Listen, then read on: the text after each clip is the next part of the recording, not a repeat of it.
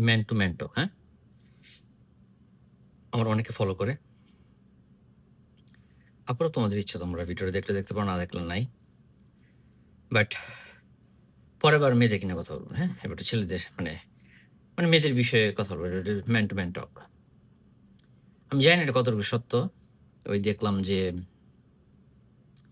কে জানি একটা পোস্ট করলো যে পটেনশিয়াল রেপিস্ট কনফেশন যে টাইপের, যে ছেলে নাকি তার বান্ধবীদেরকে তার ফ্রেন্ডদের বাসায় রাইখা আসে যাতে আ ওর ফ্রেন্ড ওই মেয়েটাকে রেপ করতে পারে। I don't know এটা কি সত্য মিথ্যা।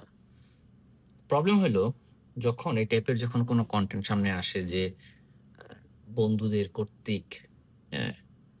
তার বান্ধবী রেপ হইছে বন্ধুদের কর্তৃক, সো কল্ড ছেলে ফ্রেন্ড কর্তৃক তার বান্ধবী অ্যাবিউজ হইছে। তো কিছু ছেলের মনে খুব আনন্দ কাজ করে। আনন্দটা কিরকম? "দেখছস? এর লিগেই কইছিলাম পোলাপালায় ঘুরিস না, পোলাপালায় ঘুরিস না। মানা করছি যেসব পোলাপালায় আমি এত করে তোরে মানা করছি পোলাপালায় ঘুরতে। তুই ঠিকই ঘুরোস। দেখছস? আমি আসলে ভালো ছিলাম। কিন্তু আমি সবসময় চিন্তা করতাম যে তুই মানে আমি তোরে এজন্যই মানা করতাম পোলাপালায় ঘুরতে। তোর সাথে হয় নাকি কি হয়েছে? যদি হইতো?" তো ভাই তোমার ধারণা ঠিক আছে। তুমি তোমার পার্টনারকে নিয়ে কনসার্ন, তোমার পার্টনার ছেলে ফ্রেন্ড বা মানে ছেলে ফ্রেন্ডের সাথে ঘুরতে যায়। এটার জন্য তোমার খারাপ লাগতে পারে যে তুমি এজন্য মানা করছো। কিন্তু বিশ্বাস করো ভাই, তুমি যে ভাবতেছো ব্যাপারটা তা না। ব্যাপারটা উল্টা। বরং তুমি তোমার যে পার্টনারকে ছেলেদের সাথে মিশতে মানা করতেছো, তোমার পার্টনার ওরকম ১০-১২ টা পোলারে জাস্ট খাইয়া ফেলতে পারবো। মানে হামায়া লাইবো আরকি, ভিতরে হামায়া লাইবো। ওটা বলে হামাইন্না। হ্যাঁ? মানে ওদেরকে রেপ করার কোনো সুযোগই নেই। ওরাই উল্টা রেপ করে দেয়। ওরাই মনে করো যে ধরো বয়স হলো ৩২-৩৩ চুল পেকে গেছে, দামড়ি বুড়ি। হয় মনে করো যে ৫০ এর বুড়া থেকে শুরু করে ১৮ কচি পোলা সব মনে করো সিস্টেম করে ফেলাইতে পারবো। সো তোমরা যারা খুব টেনশন করো, "আল্লাহ! আমার বান্ধবীটা ওর সাথে ঘুরতে গেছে। আমার খুব টেনশন হয়। তুমি প্লিজ ও ছেলেটা তোমার ভাই ওই পোলার কিছুই যায় আসে না। ওই পোলা কিচ্ছুই করে না। বরং ওই পোলারিগা লারে। ওই পোলারিগা অয় গুতায়। যে এই ওই পোলারিগা অয়ই জোল দেয়। বিশ্বাস করো ভাইয়া। সো তুমি ভাইবো না যে তুমি মহান কোন মানুষের জন্য মানে খুশি হওয়ার দরকার নেই। যখন শুনবা যে ঠিক আছে, যে মেয়েগুলা ভিকটিম হয়, ওরা আসলেই ভিকটিম। ওরা আসলে অত বুঝেও না। কিন্তু তুমি যাকে টেক কেয়ার করতে চাইছো, তুমি যাকে ভাবছো you will be the protector, ওর মতো জাউরা আর ১২ ভাতারি দুনিয়াতে আর একটাও নাই। হয় তোমারে ১০ ঘাটে বেচবো, আর মনে করো যে ওই আশেপাশে যত বেড়াগুলা ঘুরে, মনে করো ২০ টা পোলার লগে একা মনে করো যে ওই ট্যুর করে আইতে পারবো। উল্টা ২০ টা পোলার মনে করে বেচে দিয়ে আইবো। এমন জাউরার জাউরা। সো তোমার যার সাথে সম্পর্কটা ভাঙছে, যার সাথে তোমার তার ছেলে ফ্রেন্ড এ নিয়া তোমার এত ঝামেলা হইছে, বিশ্বাস করো এর মতো বিশ্ব জাউরার একটাও নাই। তুমি যদি এই আশায় থাকো যে কোনদিন সে বুঝবে যে এই ছেলেগুলোর দ্বারা যখন ক্ষতি হবে তখন সে ছুটে আসবে। জীবনেও নয়, আজীবনে হইলে বেড়াখোর। আজীবনে বেড়া খাবে। আজীবনে বেড়াতে ভিজে যাবে। কারণ কি জানো? কারণ ও হইলো মেল হান্টার। ও উল্টা আরো মনে করো যে কাপ করে দিবে। এবং ওরাই হচ্ছে সেই মেয়েগুলা যারা মনে করো যে আরেকজনের স্টেবল সংসার আছে। অ্যা অ্যা লিটারেলি মানে সুন্দর করে, হুম? ধরো কারো স্টেবল সংসার আছে, এরা সংসার ভেঙে দেয়। হ্যাঁ? অফিসে মনে করো দেখবা যে বসের সাজানো সংসার, ২ টা বাচ্চা-কাচ্চা আছে। দেখবে যে হ্যাঁ, সুন্দর করে আইসা বসের ১২ টা বাজায় দিছে। বস বউ-টউ ছেড়া গেছে গা।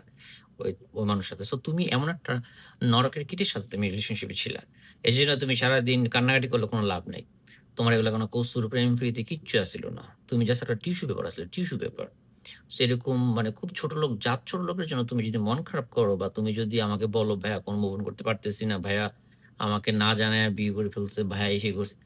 ভাইরে ভাই, শুকরিয়া করো যে দুনিয়ার সবচেয়ে জঘন্য, নোংরা মনের, খাচ্চর একটা মানুষের থেকে তুমি বাইচা গেছো। ঠিক আছে? ভাই তুমি একটা ছেলে হয়ে থাকো, বিশ্বাস করো। তোমার আর্ন করতে হবে। তোমার ফ্যামিলিকে সাপোর্ট দিতে হবে। তোমার ফিউচার লাইফ পার্টনারকে সাপোর্ট দিতে হবে। You have to be a good father.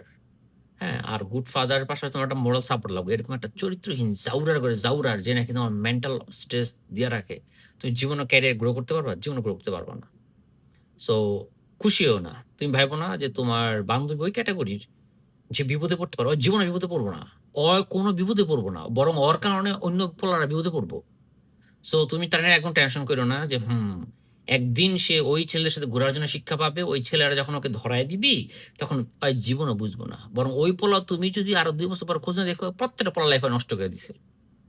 তোমার যে বান্ধবী, তোমার যে পার্টনার ছিল, ওর ওই ফ্রেন্ড সার্কেলের প্রত্যেকটা পোলার লাইফ নষ্ট করে দিছে। প্রত্যেকটা পোলার সম্পর্ক নষ্ট করে দিছে। দেখা যাবে যে ওই ২০ বছরের পোলার গার্লফ্রেন্ড ছিল লন্ডনে, ওইটার সাথে ব্রেকআপ করায় দিছে। হ্যাঁ? ওর মতো ক্যারেক্টারলেস নষ্ট ১২ ভাতারি তুমি ওর লাইফে তুমি দেখো নাই। সো খারাপ লাগলো তুমি এমন একটা মানুষের সাথে তুমি সম্পর্কে ছিলা। খোঁজ নিয়ে দেখো যে তোমার সাথে থাকা অবস্থায়ও সে ২-৩ জনের সাথে দেখা করছে। তার আগের এক্স কে সে ২-৩ বার দেখা করছে। আগের এক্স এর লগে শুইছেও পর্যন্ত। ওর মতো নোংরা, অসভ্য এগুলো সে ফ্যামিলি থেকে পাইয়া আসছে। ঠিক আছে? পরিবার এগুলো শিখাইছে। কারণ যেই ফ্যামিলির পিতামাতারা মনে করে এগুলো কনসার্ন করে না তার মেয়ে কোথায় যায়, কার সাথে শোয়, কি করে না করে, হ্যাঁ? ১২ ভাতের হয়ে গেছে। So it's their concern. তার ভাইয়ের যদি যায় না আসে, তার যদি বোনের যায় না আসে, তার যদি বাবা-মার যায় না আসে, তুমি কোন চ্যাটের বল ভাইয়া? সো এইসব কষ্ট বাদ দাও। সো ম্যান টু ম্যান টক করলাম আরকি। সো মাঝে মধ্যে সোশ্যাল মিডিয়ায় যদি দেখো না যে আহারে অসহায় মেয়েটা বিপদে পড়ে গেছে। বিশ্বাস করো তোমারটা অসহায় না। তোমারটা হলো দুনিয়ার সবাই অসহায় বানায় ছেইড়া দেয়। সো বি কেয়ারফুল, হ্যাঁ? মনে শক্তি নাও, পড়ালেখা করো। আমি এই জিনিসটা বলার কারণ হইলো যে অনেক মানুষজন আছে যারা মনে করে যে আ ছেলেরা বিশেষ করে তাদের এক্স না তোমাদের এক্স জীবনে রিগ্রেট করবে না। কারণ শয়তান কি কোনদিন তার আকামের জন্য রিগ্রেট করে? করে না।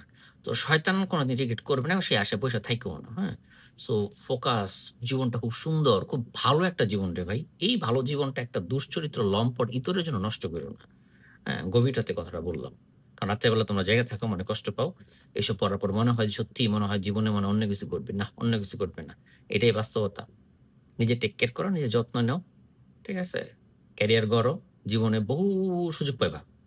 তারপরে যে একসময় যখন ম্যাচিউর হবা, সুন্দর করে জীবনটা গোছায় নিও। তার আগে নিজেকে শক্ত করো। Best of luck.